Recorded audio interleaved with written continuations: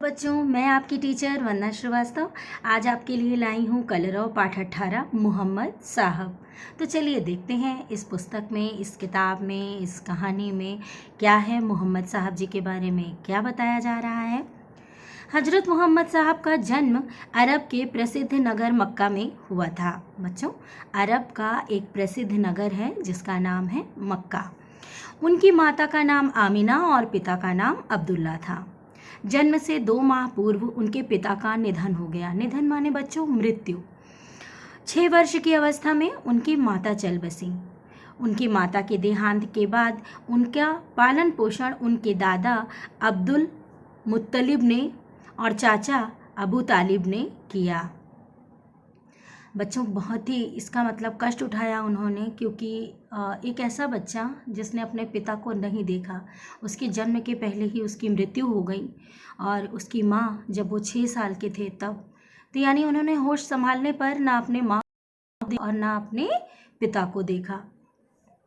मोहम्मद साहब बचपन से ही बड़े नेक और शांत स्वभाव के थे।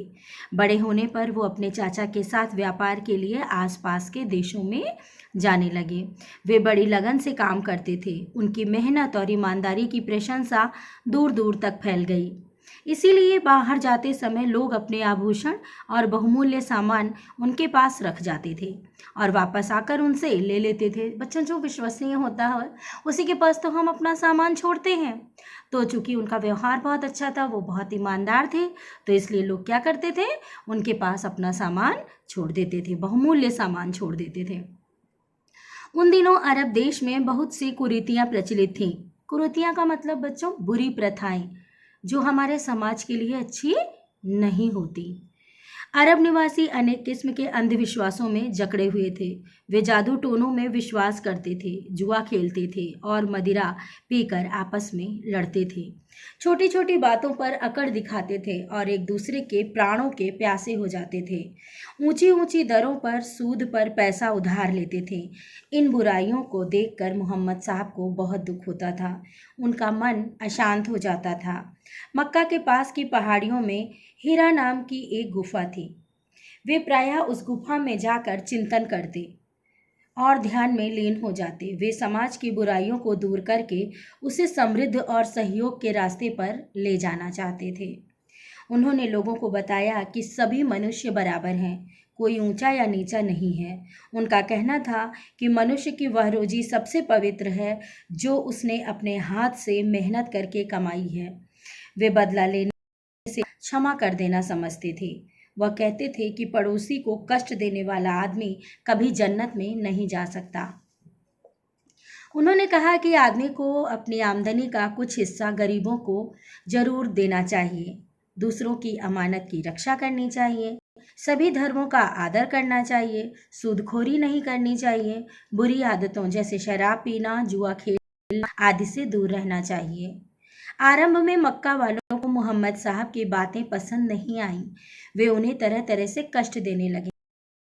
आदमी बुरी आदतों का शिकार हो जाता है तो उसे लोगों की अच्छी बातें अच्छी नहीं लगती हैं। उसे लगता है ये मूर्ख है जो ये सब बातें कर रहा है।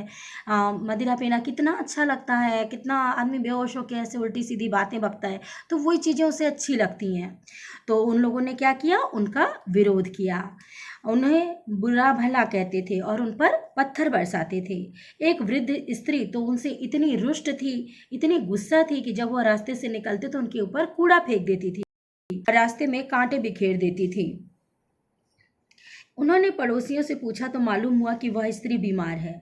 मोहम्मद साहब उसका हाल पूछने गए। इस बात का उस स्त्री पर अच्छा प्रभाव पड़ा और उनका वह आदर करने लगी।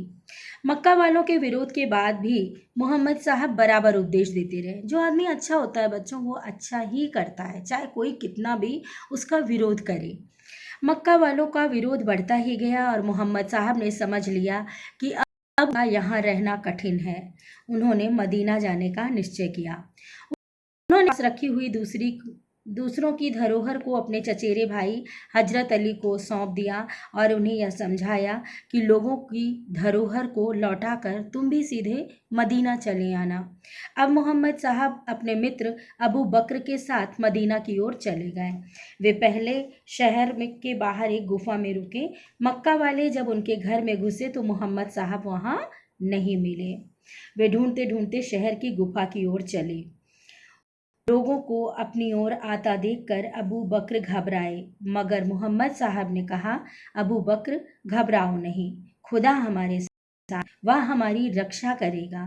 कहा जाता है कि उसी समय मकड़ी ने गुफा के मुंह पर ताला जाला बुन दिया। जब मोहम्मद साहब के विरोधी उन्हें ढूंढते ढूंढते गुफा के पास पहुंचे, तब उन्होंने गुफा के द्वार पर मकड़ी का जाला तना हुआ पाया। इससे उन्होंने ये समझा कि गुफा के अंदर कोई नहीं, क्योंकि बच्चों जहाँ मकड़ी जाला लगाती है वहाँ कोई कहाँ आता जाता है, तो उन लोगों ने समझा कि यहाँ कोई नहीं है। वे आगे बढ़ गए और मोहम्मद साहब को नहीं पा सके। इसके बाद क्या किया मोहम्मद साहब ने, ये देख लेते हैं। 3 दिन गुफा में रहने के बाद मोहम्मद साहब ऊँटनी पर चढ़कर मदीना की ओर चल दिए। मक्का से मदीना की यात्रा हिजरत कहलाती है। मक्का से मदीना की यात्रा हिजरत कहलाती है और इसी से हिजरी सन की शुरुआत हुई। कुछ दिन बाद मोहम्मद साहब ने एक मस्जिद बनाने की बात सोची। मस्जिद बनाने के लिए जो ज़मीन पसंद की गई वह 2 अनाथ बच्चों की थी। वे ज़मीन को मुफ्त में बेचना चाहते थे, लेकिन मोहम्मद साहब ने मुफ्त में ज़मीन लेने से मना कर दिया। एक अंसारी ने इस ज़मीन का मूल्य चुका दिया। इस ज़मीन पर मोहम्मद साहब ने एक मस्जिद बनवाई। वे मस्जिद से मिले हुए कमरे में रहने लगे। कुछ समय बाद यह मस्जिद ये नबी के नाम से प्रसिद्ध हुई। धीरे धीरे मोहम्मद साहब के समर्थकों की संख्या बढ़ती गई और उनका यश चारों ओर फैल गया, मगर मक्का वाले उनसे झगड़ा ही करते रहे। अंत में मोहम्मद साहब ने मक्का पर विजय प्राप्त कर ली। मक्का वाले बहुत घबराए कि अब मोहम्मद साहब उनसे बदला लेंगे, किंतु उन्होंने ऐसा नहीं किया। उन्होंने घोषणा की कि मक्का वालों, डरो नहीं, मैं किसी से बदला लेने नहीं आया हूँ। मैं उन सबको माफ़ करता हूँ जिन्होंने मेरे साथियों और संबंधियों को मार डाला और मुझे मारना चाहा, लेकिन मेरी एक अपील है, एक गुजारिश है कि मक्का वालों, आप सब नेकी के रास्तों पर चलो। मोहम्मद साहब के इस व्यवहार का मक्का वालों पर बहुत असर पड़ा। उन्होंने मोहम्मद साहब से क्षमा मांगी और प्रार्थना की कि आप अब यहीं रहें। मोहम्मद साहब ने कहा, आज तुम लोगों से बहुत खुश हूँ, परंतु जिन लोगों ने संकट में मेरा साथ दिया उन्हें मैं कैसे छोड़ सकता हूँ। वैसे मैं हज करने हर साल मक्का आता रहूँगा। यह कहकर मोहम्मद साहब मदीना लौट गए और वहीं रहने लगे। जब उनका देहांत हुआ, देहांत माने बच्चों मृत्यु, जब उनका देहांत हुआ तो उनकी कब्र मस्जिद से सटे हुए उसी कमरे में बनाई गई जिसमें वो रहते थे। मोहम्मद साहब के संदेश हदीस की किताबों में संकलित हैं। ईश्वर एक है और वह एकता को पसंद करता है, यह कहना था हजरत मोहम्मद साहब का। सूदखोरी माने बच्चों ब्याज लेने का काम, समृद्ध माने खुशहाली, जन्नत माने स्वर्ग, उपासना माने पूजा, रोजी माने कमाई, धरोहर माने अमानत में रखी गई वस्तु, हिजरत माने मोहम्मद साहब की मक्का से मदीने की यात्रा, प्रलोभन माने लालच और कलाम माने कथन। मोहम्मद साहब के जन्म के समय क्या क्या कुरीतियाँ फैली थी, वही सब, शराब पीना, जुआ खेलना, सूदखोरी, यही सब। मोहम्मद साहब अपने विरोधियों से गुफा में कैसे बचे, एक मकड़ी ने उस गुफा के सामने एक जाला बुन दिया। हिजरत किसे कहते हैं,